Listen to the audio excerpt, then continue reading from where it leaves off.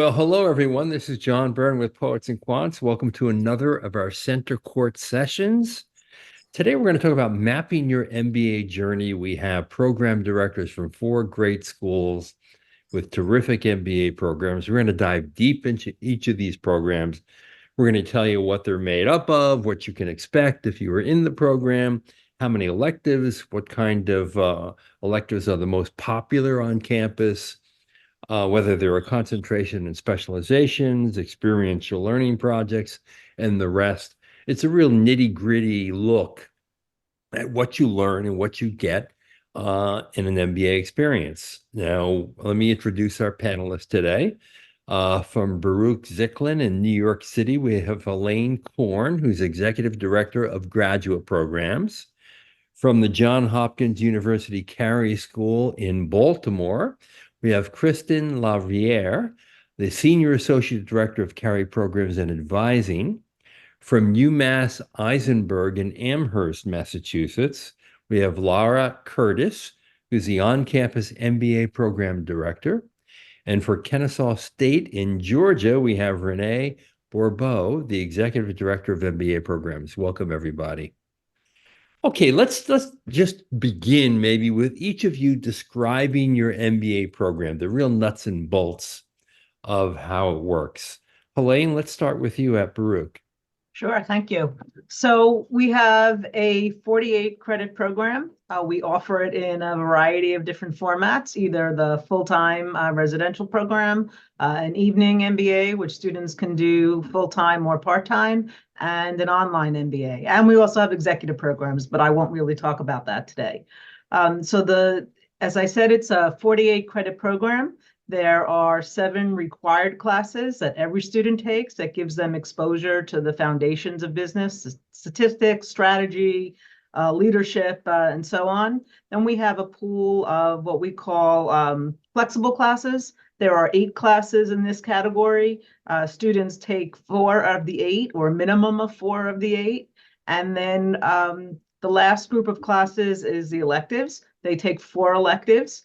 We don't have any majors or specializations. Students can essentially build their own by the profile of flexible and elective classes that they take, and they have guidance from career coaches and academic advisors and faculty advisors to help them plan out a course of study so that they will get wherever they want to go from wherever they are. And it concludes with a capstone experience, which is a business consulting practicum, where students work with a team of other students to engage in a project for a real company in real time. Great overview. Thank you, Elaine. Okay, at the Carey School in Baltimore, Kristen, what does it look like? Absolutely.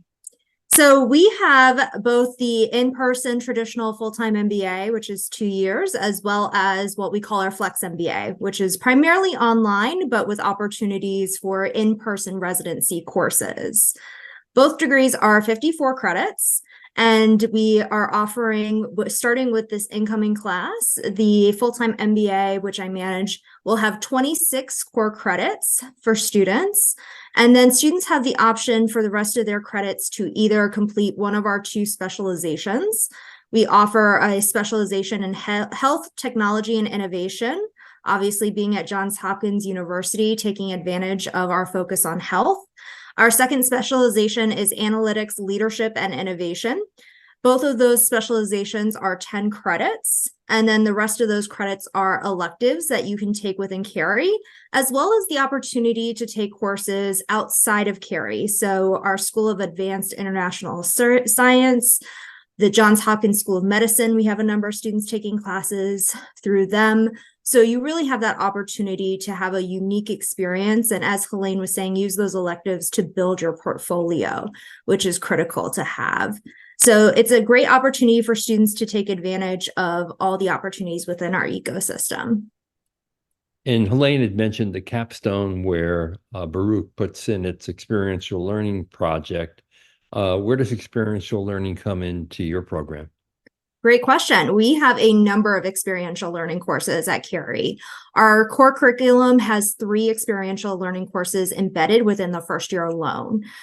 So during the fall semester, students in their business communication course are actually working with startups located within Johns Hopkins University to help with pitch information, creating decks, other deliverables for them. Then in their spring term, they have during spring 1 what we call our big data course, where you're learning how to use Tableau and R, managing large data sets. And for the last few years, we've been fortunate to work with one of our favorite Baltimore-based companies, McCormick Spices. So students have been able to use the data sets that McCormick provides us to create real insights into different functions of the organization. And finally, the first year is capped with what we call our Innovation Field Project, in which students are serving as consultants, largely for Fortune 500 companies. And it's an 8-week course. And as part of it, we do provide travel for students to go to these sites. There are some international sites this year. We're excited. We're coming back from COVID. So we have a group who's going to Merck headquarters in Germany, which is very exciting. Oh, okay. That's great. And Laura, at UMass Isenberg, what does the MBA program look like? And I know you have a very large online program and then a rather intimate on-campus one. Yeah, absolutely, John. So as you mentioned, we do offer an online MBA program that serves about 1,500 students. And then our counterpart on campus is that traditional 2-year full-time program. And we call it really kind of a boutique experience. We're about 45 students each cohort every fall. And that encompasses also 3 different dual degree options, 2 of which are within, Isenberg. So we also offer a dual with a Master of Finance program and a dual with a Master's of Business Analytics. And then we also offer a pretty popular dual with a Master of Sport Management program, of which actually I'm a graduate of. So we definitely have a wide variety there from our curriculum. And that really kind of changes what that credit count looks for our students coming in. So those pursuing one of our traditional core MBA programs are looking at, minimum 37 credits, but you can add up to 1 of 5 different specializations that you can add. So you're looking at, 45 plus credits, depending on really kind of how many electives you want to take during your 2 years. And then if you're looking at one of those dual degree options, you're looking at really kind of 60 to 65 credits. So it's definitely a lot crammed into those 2 years, but it's certainly manageable and keeps things, fun and everybody on their toes. Great. Now, Renee, I believe you don't have a full-time MBA. You have an executive MBA, you have an evening MBA, and I believe you have an online MBA at Kennesaw State, right? Yes, correct. We do. We're really specialists in working professionals, and we focus on the needs of working professionals. Today, I won't be talking too much about the EMBA program, but focusing on the evening MBA and the online MBA, which we affectionately call the Web MBA, as part of the consortium of Georgia Business Schools. So it's 36 credit hours. Students may choose from 4 electives. We are very proud to offer 7 concentrations.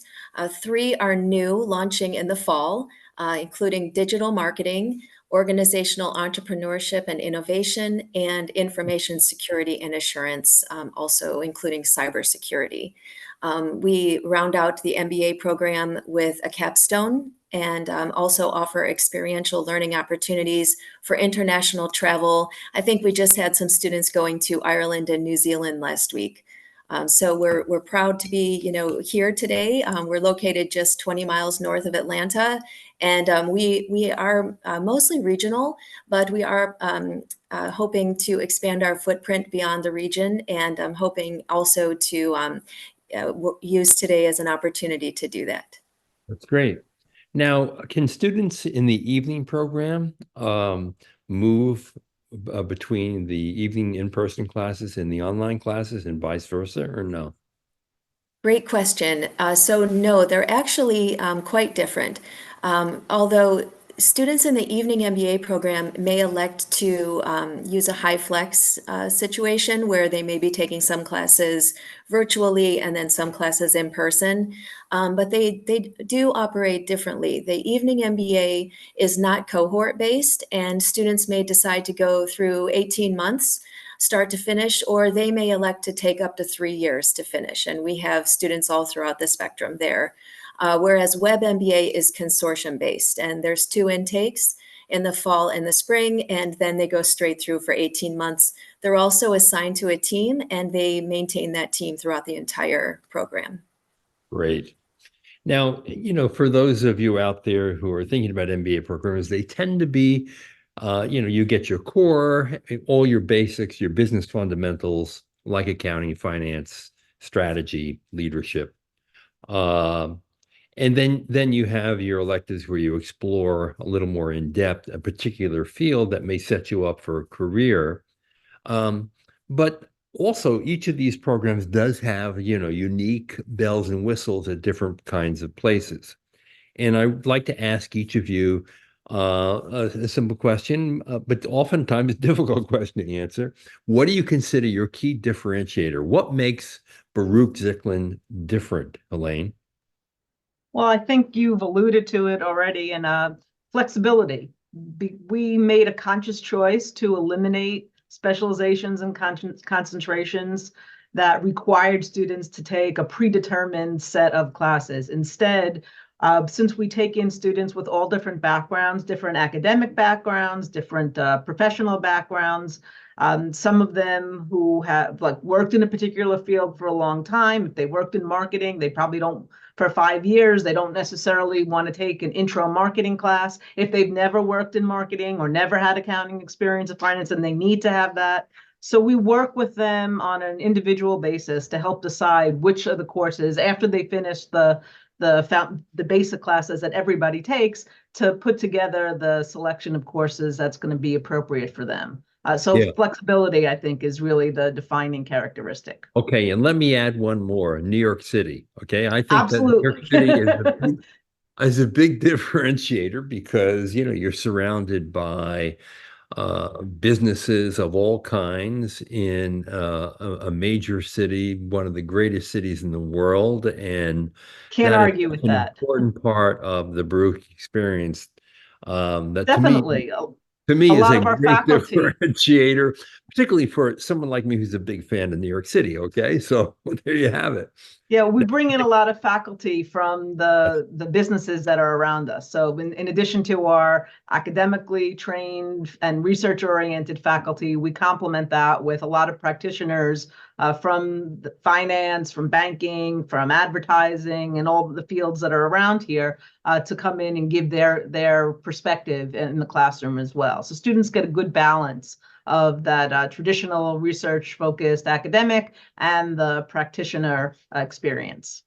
And almost the opposite of that, if you want the quintessential college town experience, UMass in Amherst, Massachusetts, the Isenberg School, offers that option. I'm not so sure that that's a differentiator for you that you would point out, but Lara, what would be your differentiation in your MBA program? Yeah, absolutely. I think for us, 2 things to come to mind, if I can. One is, Kristen alluded to, that experiential learning practicum that you guys have at the end of your program. And we have something similar where it's actually built into your standard first spring semester. So it's integrated into your core curriculum where they're working with local businesses, both non-for-profit and for-profit, and really trying to push our students out of their comfort zones and really kind of really getting them to consult in an industry that they're not familiar with, right? And learning in that idea of productive struggle. I think the other part for us is our MBA fellowship program. And so every core MBA student that comes into our program is automatically awarded an MBA fellowship, where that comes with a full tuition waiver for their course of their 2 years. And they're also being paid a stipend for the work that they're doing. And the work here is really important to differentiate. It's not simply just being a TA and grading papers. They're actually involved in strategic initiatives and projects for the university where they're working in different business units, both within Isenberg and across campus, really kind of pushing forth the mission of the university. So let me shortcut that and say to everyone plainly, you spend 10 hours a week roughly in the fellowship, consulting and working on campus. In exchange for that, you get a free MBA. Absolutely. It's a win-win. Which is quite a deal. Now, at the Carey School in Baltimore, Kristen, I would imagine your key differentiator is the fact that you really focus a lot on the business of health. Absolutely. And you do more than that, of course, but the business of health is sort of the bullseye on the board. Absolutely. We are really leaning into our healthcare and our healthcare mission as a university. One of the largest, most growing areas is AI in healthcare. And we are fortunate that the what we affectionately called CHI, the Center for Artificial Intelligence, launched in the last year at the Carey Business School specifically. And then there is a massive push for AI on campus in the Johns Hopkins ecosystem, as we call it broadly. They're hiring upwards of 60 new faculty to work in the AI and healthcare space. So we're really looking at how can we take advantage of AI for healthcare, and obviously business plays a large part in that. We also have students who are currently participating in a program that's with the School of Medicine called Hexite, in which clinical physicians are developing startups, and our students serve as either design leads or as business consultants, helping do some of the market research, strategy, business plans, etc. So we're really helping our students be positioned for the healthcare space. We also have students who are using their MBA to focus more on finance with their electives, so financial modeling, etc., mergers and acquisitions, so they can serve in some of these large medical institutions, whether that be a pharmaceutical company, a large hospital, to focus more on the business end of healthcare. So really a wide-ranging aspect of the business of health. I think a lot of folks simply think business of health equals working at a hospital as an administrator or a pharmaceutical company, but there's so much more to it, which is one of the great benefits of being at the Carey Business School. True, in the fact that medtech is one of the hottest fields going right now. Absolutely. And that you're allowing your MBA students to collide with students from your other schools is a key part in getting things launched and commercializing actually things that have been developed at the Johns Hopkins University overall campus. Absolutely. And we have our students take advantage of what we call Johns Hopkins TV, so technology ventures. So our students are either working with them on their particular startups or serving as advisors to other folks on campus with startups, whether that's in the medical space or not. So it's a really great opportunity to have the meeting of the minds, if you will, in terms of startups, entrepreneurial ventures, etc. And Renee, I'm thinking that at Kennesaw State, your differentiator is the focus on the fully employed student, right? Yes, and also I would say our premium value and return on investment. Our MBA program, shockingly, is only around $20,000 at total, and we're located just north of Atlanta. So our students have full access to our career center and career coaching. We have partnerships with, as you know, many Fortune 500 companies are heading into Atlanta, and so we're perfectly positioned from a geographic standpoint. Also that value, and really Kennesaw State went from a junior college started in the 1960s to the second largest university in the state of Georgia, with Coles College of Business as the second largest B school in Georgia in 40 years. Wow. So we're very excited about that. We're focused on growth and innovation, and truly that's what guides our decision making. We've also embraced artificial intelligence and try to modernize the MBA with the existing curriculum. And we see a lot of upside there, and we feel that we owe it to our MBAs to offer that modernized MBA and to our alumni as well. We have a very strong alumni base, most of whom are local. And they frequently come back for recruiting and for speaking engagements as well. So we do have that partnership with local business. Great. And I should just point out, at that price point, when you're fully employed, if you are working for an employer that has a tuition reimbursement program and there's a cap on it in any given year, it's very easy to basically have your employer pay for your MBA so that it's scot-free. I want to talk a little bit about, how you prepare students for this new and dynamic workplace. I mean, life is changing dramatically, particularly with the advent of AI, with the increased emphasis on data analytics, with a greater focus today on sustainability throughout corporate America. And it's a very fast moving world. Many of the jobs that people are going to be trained for will be jobs that don't even exist today. So what's the approach? Renee, let's start with you on that. Sure. So I think staying curious, being curious, asking questions, listening to experts, focusing on innovation and not politics is really a recipe for success and for serving the students to help them be prepared for this changing workforce. I also think that soft skills are once again at the forefront because artificial intelligence is sort of leveling the playing field on the hard skills and coding skills that we saw the last 10 years. Business analytics had just a great run. But we also need to be prepared that the soft skills could be the real differentiator for our MBAs. And so we place a great deal of emphasis on that in training, professional development opportunities, and workshops. How would you describe soft skills for people who don't know what they are? Sure. So I would say the ability to relate to others, very basically, and the ability to have emotional intelligence, to put yourself in the shoes of other individuals, and to create a team environment so that so more can be accomplished on the team. Yeah, it's a focus on collaboration, on leadership, on presentation skills, the kind of things that actually matter to your success and that you'll get in no other academic program at any university outside of a business school. Uh, Lara, at Isenberg, how would you answer that question? Yeah, absolutely. I think actually I'd start with the fact that we recently revamped our curriculum. So we offer 3 1-credit courses, 2 in your first fall and 1 in the spring. And we recently did that to really kind of emphasize exactly what Renee was just speaking about in terms of trends and preparing our students for what's coming up next in business. And so one of those courses is a business development course, and professional development course. One of them is a business ethics course, and the third is a DEI in business. And so we're really trying to hone in on these different areas that are really crucial to our students being successful, not just right at graduation, but 5-10 years down the road. I think the other part is really kind of what we're doing from the student experience side. So we actually have had you mentioned AI and sustainability, John. We had an AI panel in the fall where we brought in alumni working in an AI to speak to our students.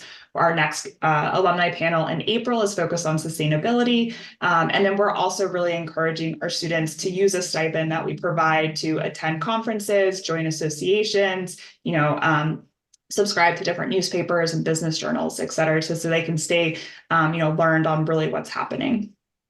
Great.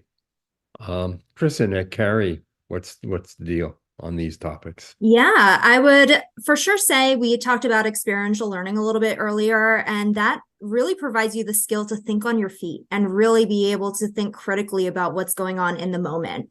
And that is a key skill both for today and in the future, is learning how to pivot and adapt in the moment and leverage what you're learning into new ways. And so I think our experiential learning really helps with that skill.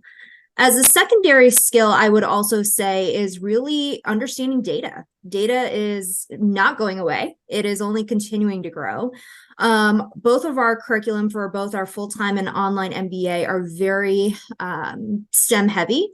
In fact, our full-time MBA program was recently STEM eligible and made a STEM program. So students are really getting in that course curriculum the information they need to be tech savvy.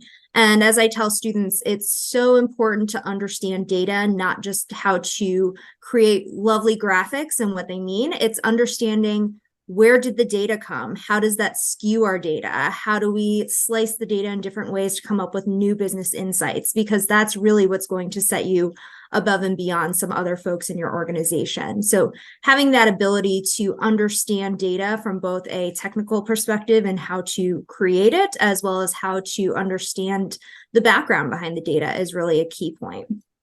Great. Elaine, how are you basically getting on top of these trends at Zicklin? Well, we've also recently revamped our curriculum and made it a STEM designated curriculum. But we've done it not only by including some tech or STEM oriented courses in the curriculum, but by embedding STEM in with a lot of the soft skills. So our communication class, for instance, has a big segment on how do you communicate about data.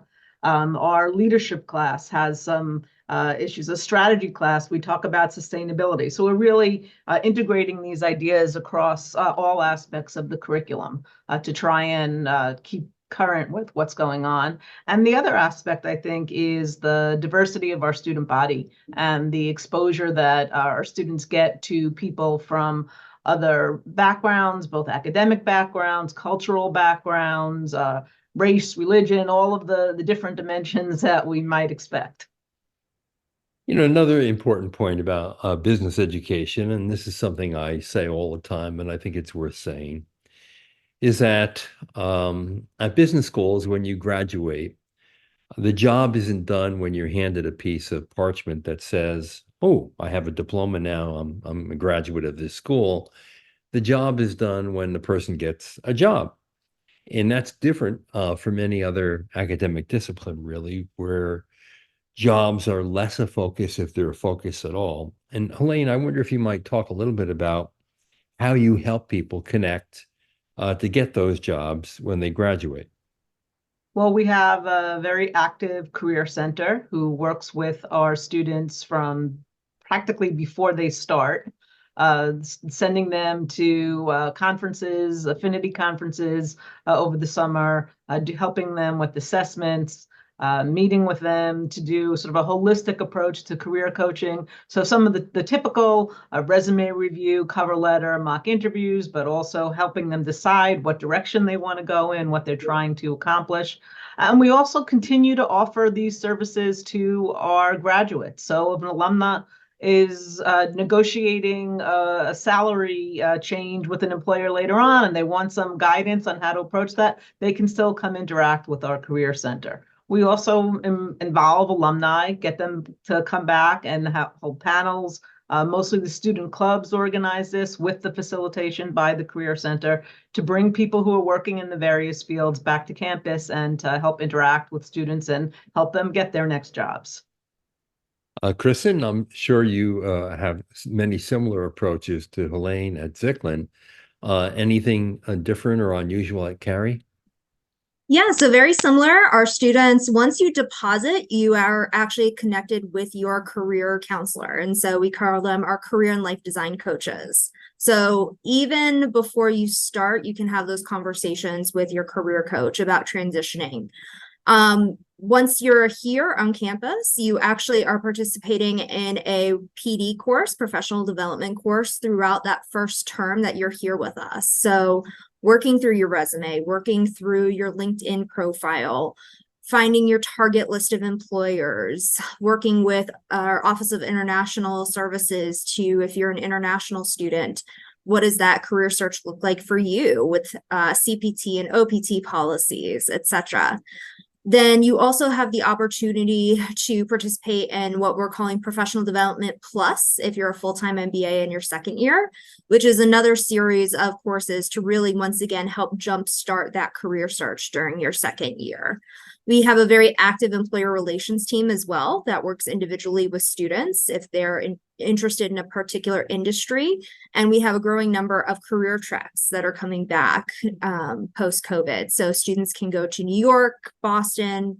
We're expanding our opportunities for students to actually go to these cities, visit these companies, and make connections. And similar to Helene, we have a number of student groups who are putting together events where alum are coming back to talk to students about their experiences, particularly with the job search functions, etc. It's a lot. Lara, is it pretty much all of the same and as the above at Isenberg? It's pretty much all the same. We definitely have a very robust Office of Career Success. I think kind of a slightly different is that we actually, all of our full-time students are required to participate in an immersive 3-day orientation program that kicks off the week before classes start. And we really partner with the OCS with that program. So it's really focused on leadership, professional development, a lot of those soft skills, and really kind of tagging on to some of the work they've done over the summer with their, interviewing skills, with their resumes, cover letters, things of that sort. And so really kind of jumpstarting the semester because we all know that search process for internships starts even before they're in the classroom.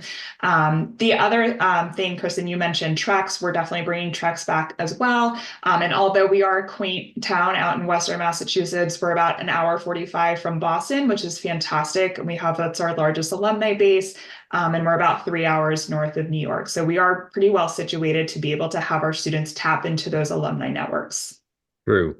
And Renee, you're in a slightly different situation since your students are fully employed, but I imagine that a number of them want to use the MBA to transition to something else, or in the alternative, to accelerate their career where they already are. What kind of assistance do you provide to those students? Sure, thank you. So as you mentioned, most of our students are working professionals, currently working full-time. We also have transitioning veterans in our programs. And the biggest way that we can come alongside them is, the game has really changed over the last 2 or 3 years to even get a different job. And so for many of our students, they've been in the same position for several years.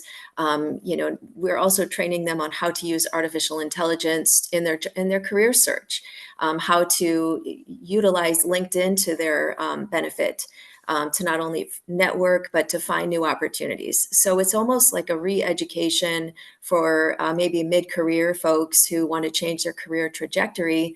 And we offer professional development on how they can do that. Great. Now, I want to address something that people will come across when they start to explore the landscape of MBA programs. They're going to come across a word that's common across all the websites, and it's called transformative. The degree is largely sold as a transformative degree, and I wonder if each of you might comment about how your students are actually transformed. What do you do? What's the magic? What's the pixie dust that allows someone to really undergo a true transformation? And what does that mean, Helene?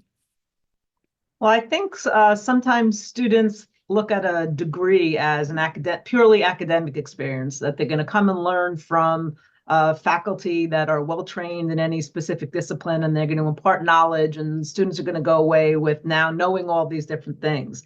But I think that's really only a very small portion of the MBA experience.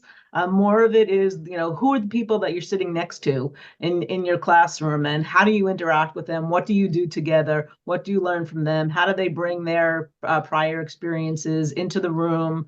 And how do you work together in extracurricular and co-curricular activities? And really building that network is what makes it truly transformative.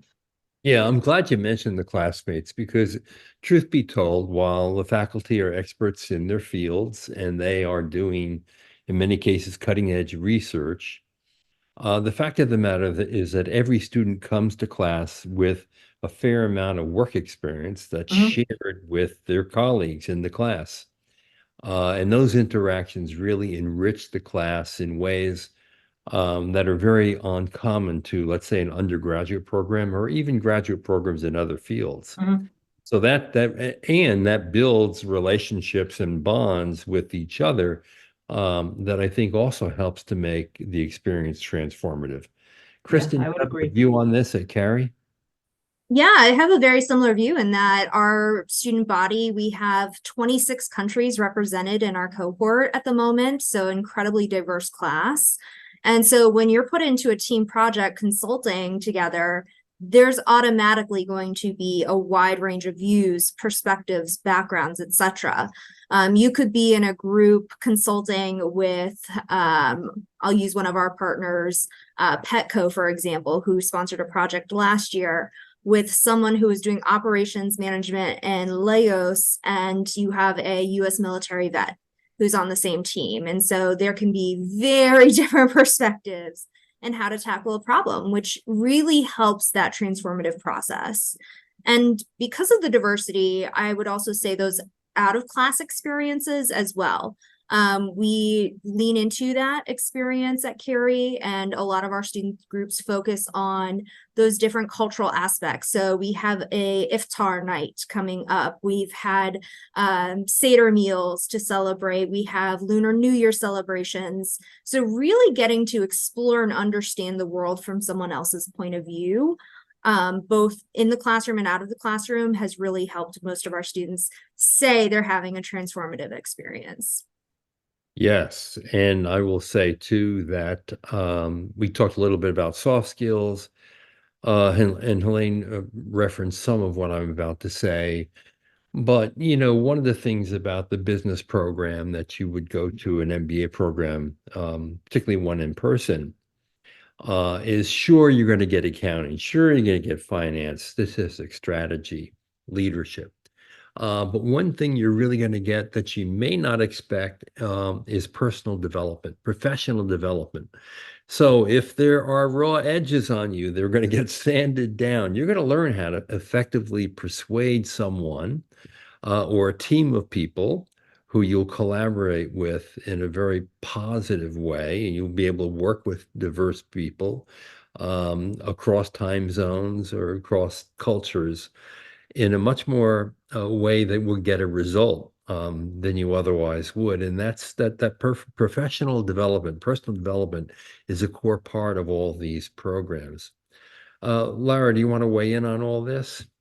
Yeah, I mean, I would certainly echo everything my colleagues have said on this. I think in particular as well for our program being so small, 40 to 45 students, you really get to know your classmates from day one. And that continues throughout your 2 years and beyond. I think the relationship building of any program, whether that's, classmate to classmate, classmate to staff, classmate to faculty, that is really important, or sometimes even more important than the basic academics that you're getting. And I think our program does a really good job at facilitating those relationships throughout the program. And also now, myself as an alum, a lot of my colleagues that work with the program are alum, and it makes it really, easy for our students to be able to relate and kind of see what next steps are, post the program. I think the other thing for us, and I think Helene mentioned this earlier, is that, most of our students are coming from non-traditional business backgrounds. And so that really helps increase that diverse thought in the classroom. And you're able to sit somebody from healthcare next to education, next to sports, next to, computer science, and have that conversation and that broad range of their experiences and how they might approach, a potential solution to a problem when they're consulting with an organization. And then the most obvious difference in terms of transformation is career switching. I think most people in full-time MBA programs do switch careers. Sometimes they do what's called the triple jump, meaning they not only change industry, they change discipline and they change geography, and they do it all in one fell swoop. And an MBA can actually allow you to reinvent yourself that way. And as Renee mentioned, Kennesaw, a lot of people are going into an MBA program from the military to transition into civilian life. And that's another key element of a good MBA program that allows a relatively smooth transition from the military to a job in the corporate sector and nonprofit sector. Right, Renee? Yes, absolutely. And our MBA programs are actually one of the largest graduate programs at Kennesaw. At any given time, we have over 500 MBAs enrolled in our program, and we anticipate that to grow throughout this next year and to come. And so I think that for our students, they experience like a collective momentum that can really, they can sort of drift off of that momentum to help propel them in any direction they want to go. Because for a transitioning veteran, or for someone who may just want to go from accounting to fintech, for example, they're going to find someone in an industry or at a company already enrolled in our program. So the networking is truly is terrific, and it can be transformational for the MBAs and also to connect with our alum. Yeah, that's a really good point because, you're going to find your tribe in an MBA program. People who are like you, they're ambitious, they're smart, they want something more, they want to have an impact at work, they want a job that has that's fulfilling and meaningful, that can make a difference. And those are the kinds of people that are attracted to MBA programs, and to be in those tribes is reinforcing of your own ambitions and aspirations for your life and yourself, which is an important part of that transformative element that an MBA program brings. Now, I want to wonder if each of you might give some advice to some prospective MBAs about finding the right program. I mean, what are the kinds of questions that they should be asking, and how do they basically test whether or not they're a good candidate for your program? Helene, let's start with you at Zicklin. So I think one of the most important things that prospective students can do is to reach out and talk to former students and alumni and try and understand what their experiences were, current and former students, to get a sense of the fit and the benefits, and to also find people in professional positions that they aspire to and ask them how they got there. What were the paths that they followed? Where do they go do an MBA if that's a title or a degree that is critical to getting there? So just really comparing experiences and trying to find out from the others that have gone before them. Yeah, really good advice. And Kristen, I know Carey has an ambassador program of current students and alumni that people can turn to, right?